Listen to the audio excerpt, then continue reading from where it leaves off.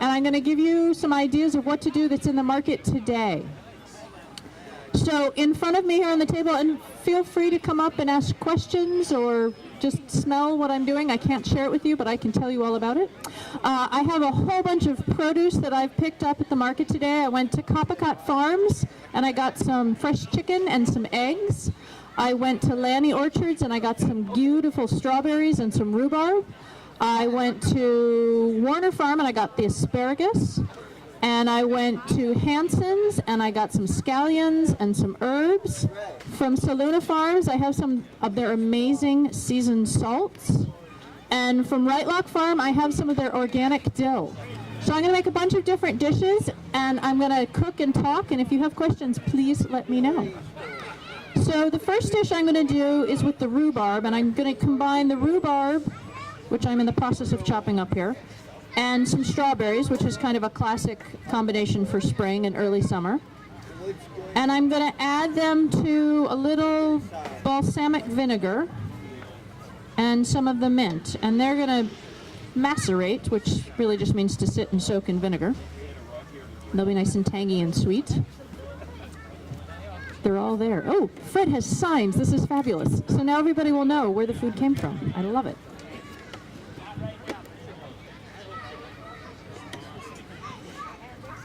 So I'm chopping up the strawberries, and this is it could either be a dessert or it could be a salad.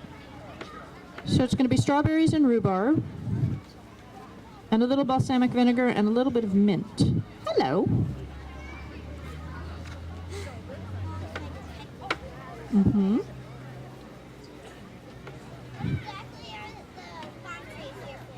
The palm trees behind me are here for the next musical act, which will be Shukalele.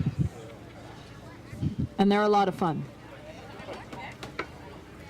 So one of the great things about the spring in New England is that suddenly the ground starts giving us things again. It's been quiet, and it's been snowy, snowy, snowy, and cold as it was this year, and so it's always really exciting when things like rhubarb just magically pop up. Rhubarb is a perennial. It actually comes from Russia, where it's even colder than it is here. So if it can grow there, it can grow anywhere. And it in fact does. And rhubarb is a plant that a lot of people don't realize. We usually have it in pies, and we usually have it cooked. You can eat it raw. You don't have to cook it, which is what I'm going to do with it today. It's tart. Some people like tart just as it is. Other people add sugar, or in this case I'm adding the strawberries and a little bit of the balsamic vinegar. Balsamic vinegar is a vinegar that is both sweet and tangy. It's not as astringent as a white vinegar or a wine vinegar would be. You can just eat it raw. Yep. Strawberries and rhubarb, and we're like, we were going to make a pie, but this you could, yep. Yeah, no, it's a great, easy way to, and you can, I mean, literally, you can just eat a raw rhubarb stalk. And I have friends who grew up with it in their family gardens, and they would just pick it and eat it. The only part of the rhubarb plant you cannot eat, raw or cooked, is the leaf. But the stalk, the whole stalk can be eaten. Okay. So, and I'm going to add a little mint, just for a little variety.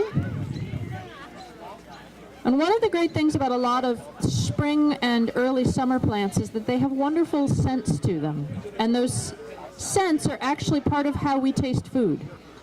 So if you take away the scent from a lot of foods, they actually don't taste like anything. And so they've done tests and experiments, and they found that things like potatoes and things like onions and apples, when you can't smell them, because they have the same texture, they taste kind of the same to you.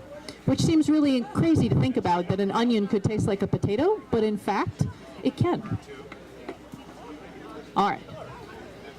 So if I was making this at home, I would probably want to let it sit for about half an hour or so to let the vinegar soak into both the strawberries and the rhubarb, because the rhubarb is pretty crunchy and the strawberries are pretty soft. But that's that, and I'm going to quick rinse off my hands because now I'm pink.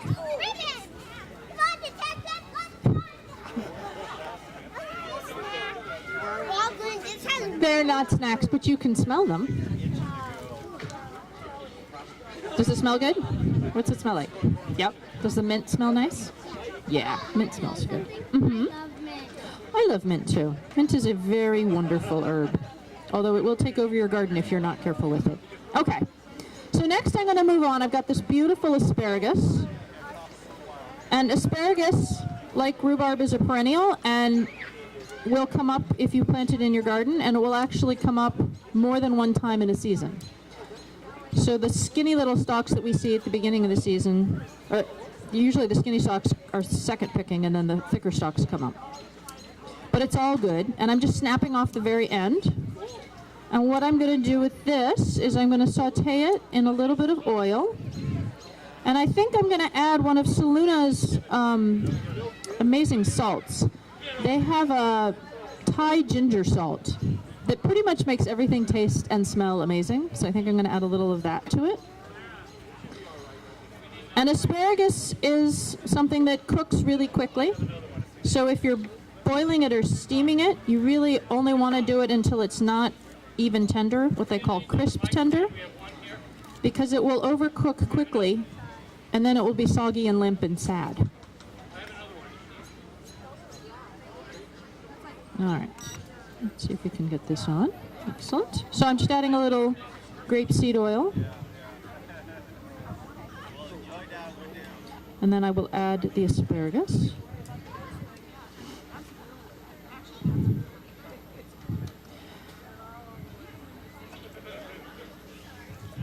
And asparagus is also one of those plants that's great cold and it's good warm. And so often what we do at our house is we'll make a lot of asparagus and then we will keep some of it to have the second day when it's a little bit cooler,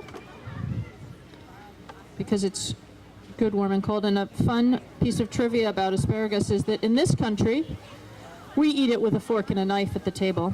But in England, where they have a lot of it and they really, really love it, they eat it with their hands. And my mother once went to a very fancy party where everybody was dressed in very fancy clothes and they served asparagus, and she watched all 150 guests pick it up with their hands. So, however you want to eat it, it's all good. So I'm going to add a little of the Thai ginger salt to this. Asparagus takes a lot of different flavorings really well. It's good with lemon. It's great with Parmesan cheese. It's good with a hollandaise sauce. It's good with a regular vinaigrette. Pretty much any way you like to eat anything, it's good with asparagus. It's good with eggs.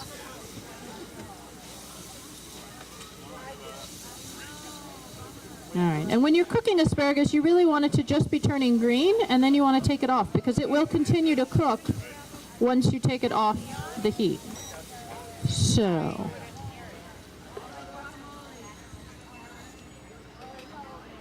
which means it's also a really nice fast dish. Asparagus is one of those great greens that I often will forget that I had in the fridge, and while I'm waiting for something else to finish, I'll think, oh right, the asparagus, I can do that in the 2 minutes I have before I'm ready for the next thing. So that's the asparagus. All right, and now I'm going to do the chicken, which will take me a little bit longer. So Coppicat Farms has wonderful fresh chicken, and their chicken is really, really good. So I'm going to cut the chicken up. This is a chicken breast. And it's got the bone in. So I'm going to cut it off the bone, only because it'll cook faster for this demonstration.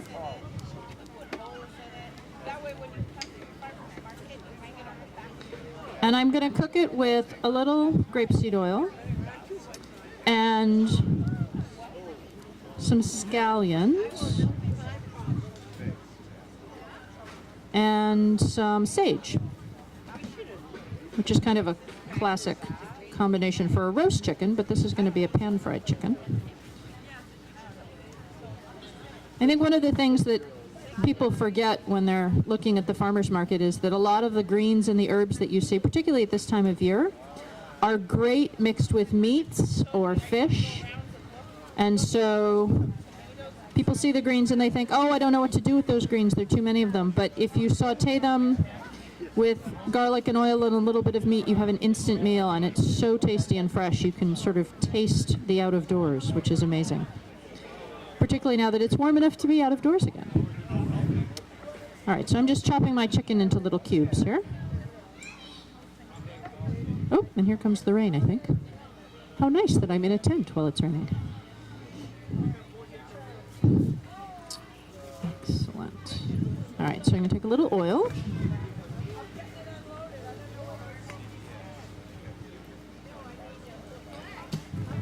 And I'm going to season it. So let's see, I'm going to use the scallions and the chicken and the the sage. So I think that I'm going to use a different salt from Salona. They have a lemon salt, and I'm going to use a little of the lemon salt. That'll brighten it up just a bit. So I'm going to start with the chicken in the oil, and then I will add the scallions because they don't need to cook quite as long, and the sage. And when you're cooking with fresh herbs, you want to add them at the end. They lose their flavor if they cook too long. So if you're going to be adding them to the beginning to a crock pot or a stew or something like that, you want to do two things. One is you want to add more at the beginning than you probably think you need, because they will lose their flavor over the cooking time. And also you probably want to add just a little extra at the end to give it a boost of flavor, and it also creates sort of a layer of flavors.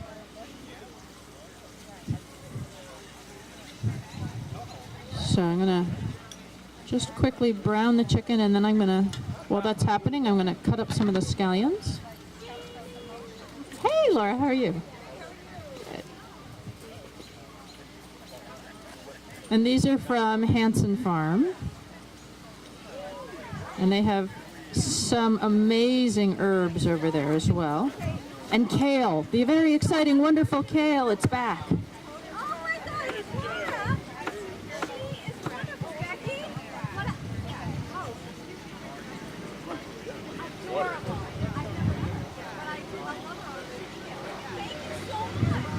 Okay. Whoops. Scallions overboard. So these scallions are green on the inside and white on the inside and purple on the outside, which is a lot of fun.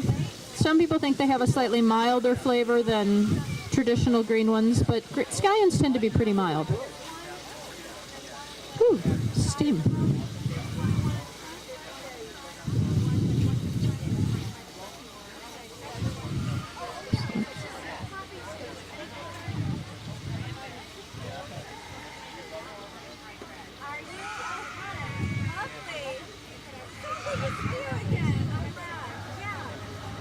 And a little of the lemon salt from Salona.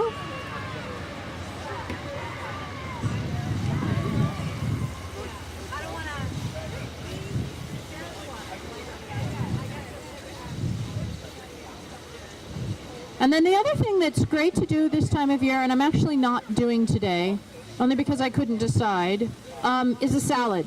The salad greens love this cool, damp weather we've been having. It's actually a special treat because usually it gets warm and the greens get bitter and they don't taste as good. So if you're not sure if you should be buying salad greens, the answer today is yes, absolutely, and maybe you should buy 2 or 3. Salad greens go great with different kinds of salad dressings. You can make an entree salad by adding a bean or a grain, or you could add some meat or some fish.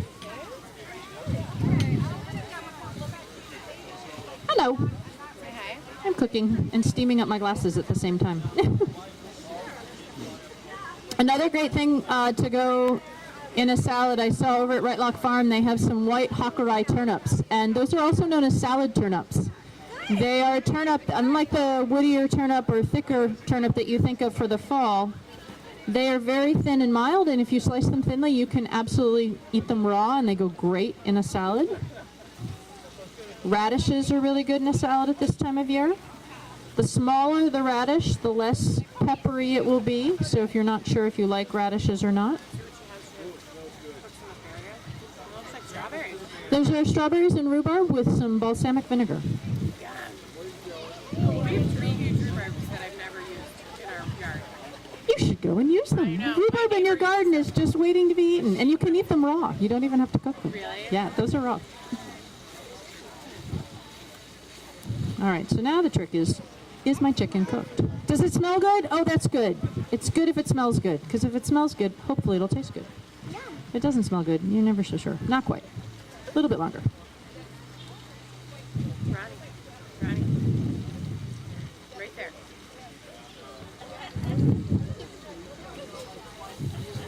Jill. Good Jill. We had that in the line. We don't have it this year. I didn't understand it. We have lots of sage, which I need to figure out. Right, I was going to add sage. Thank you. We have that. Thank you for reminding me. You're welcome. My pleasure. All right. So I'm just... You have a bug on your board. Do I? There are bugs everywhere, but we're outside. One of the upsides of cooking outside is you get to see the bugs while you're cooking. So I'm going to chop the sage fine, and then I'm going to sprinkle it over the chicken. That smells good, huh, Piper? We can do this. So far, we can do this.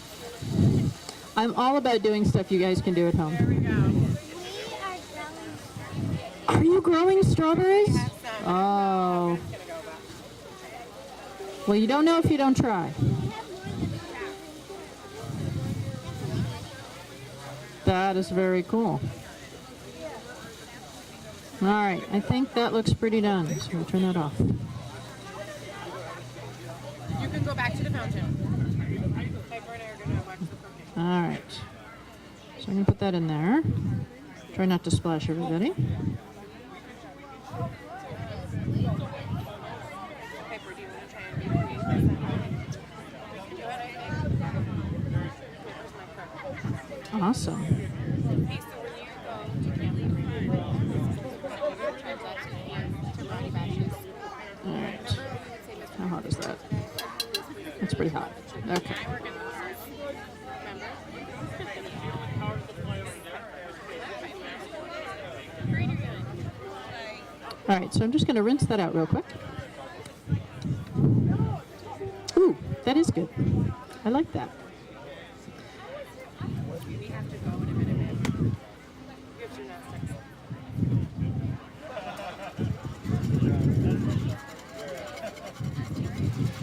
I'm just going to use my whisk to unstick my pan.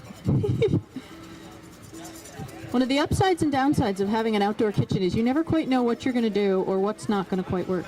And my pan's stuck today, but we can work on that. So the next thing I'm going to make is some eggs that I got at Coppicut Farm. And I went over to Whitelock Farm's farm table, not actually up to the farm, even though Rebecca's here. I should have had Rebecca run to the field for me and pick it super duper fresh, but it's pretty darn fresh. I got some amazing organic dill. And I was talking to Adrian, who is in charge of the farming side of Whitelock Farm, and she said, you know, dill and eggs, they're a classic. And I said, oh my gosh, she's totally right. And I bet there's a Saluna salt that will go with that. So I have some wonderful Saluna salts, and I have some amazing, here, Piper, will you smell it and tell me if it smells good, the dill from Whitelock Farm? Can you smell that? Can you smell that? Piper's my smeller. Does it smell good? Does it smell kind of, dill is, you know, dill is one of those flavors that it can be, as they say, an acquired taste. Some people love dill, and some people are just not so sure about dill. And as I often say to my children, you don't know if you don't try it. If you don't like it the first time, try it again. But it is definitely something that you can change, you can develop, and sometimes it turns out that what you really needed was dill with something. So my mother adores dill with salmon. I've never liked dill with salmon, but I like dill with eggs. So, you know, it's all about the complementing and what goes with the thing that you're having. All right, so I'm going to... No, I'm not. That's actually just water, but I didn't want to pour it on the ground because it's really wet today, so the ground isn't absorbing any more liquid. So I'll take it home and pour it in my sink. All right, so I have the eggs. I'm going to chop up some of the dill. And I think probably I'm going to chop up some more of the Hanson scallions because eggs and scallions is pretty much fabulous. And then I think, let me see, I have a bunch of Saluna salts here. I don't want that one because that's more like dessert.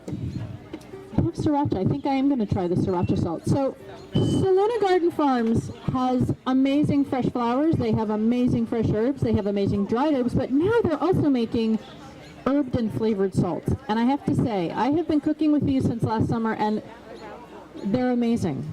And I can't even say enough about them. Every time I cook, I find a different one that I like, and everybody in my family says, well, why didn't we know about that one before? We could have been eating that one too. So I'm going to quick cut up a scallion. Oh, we have to go to gymnastics. much to.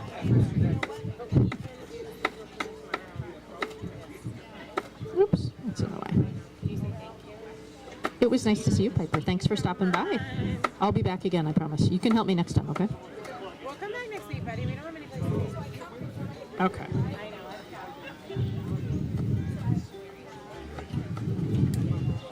So this is going to be kind of a free-form omelet, and it's something that if I was home on my own, I would probably have it on bread like a sandwich, but you can just have it in a dish, and it sort of is whatever works for you. So I'm going to use some of the eggs from Copacabana Farm. And I'm going to turn this down because it's super fast. And I'm a big believer in just breaking them in the pan and scrambling them because I don't need to dirty yet another dish. I can. I'm good at dirtying dishes, as you can see, but I'm not looking for super fine imperfection here. All right, so I'm taking some eggs, and I've got a whisk, and I'm just going to whisk them as they start cooking with a little oil. And then I'm going to add some of the sriracha salt and some herbs and some scallions. So I'll take the, oops, I don't want that part of the scallion. There we go. And those will cook with the eggs.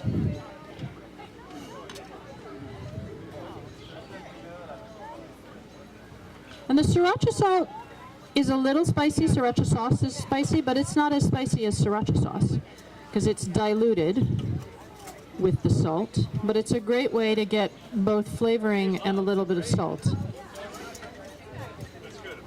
in a dish. It is kind of like an omelet. It's like a loose omelet. The French would probably say sort of, but not really. But I'm a big believer in cooking with what you find. And I love eggs, and I love herbs, so we'll add them all together. And we'll see what we get. I'm also big on experimenting. And if it doesn't work out, I'll eat it and say, maybe not next time. But you don't know.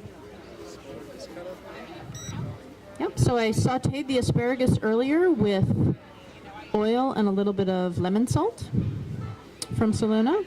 And then the red dish that I've got here is chopped up rhubarb and strawberries with balsamic vinegar and some mint. There we go. So now my eggs are cooking.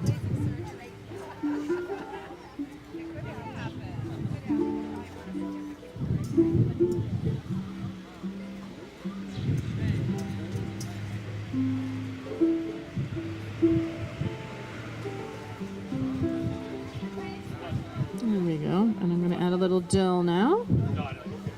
Save a little to put on top.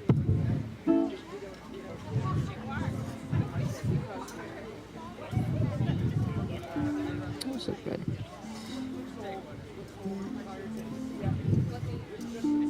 And again, eggs, just like the asparagus, will continue to cook after you take them off the heat.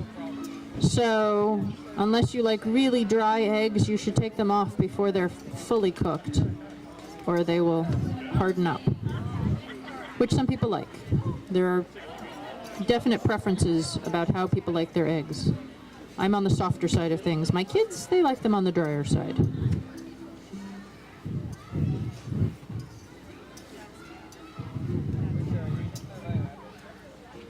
So it's sort of a scramble. But you could also absolutely do this as an omelet. And it's very damp today. Excellent. All right. So there we go.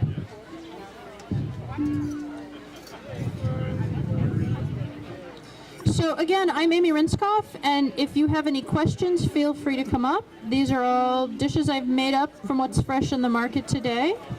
And I'm always happy to answer questions. And thank you for coming to the first week of the farmers market.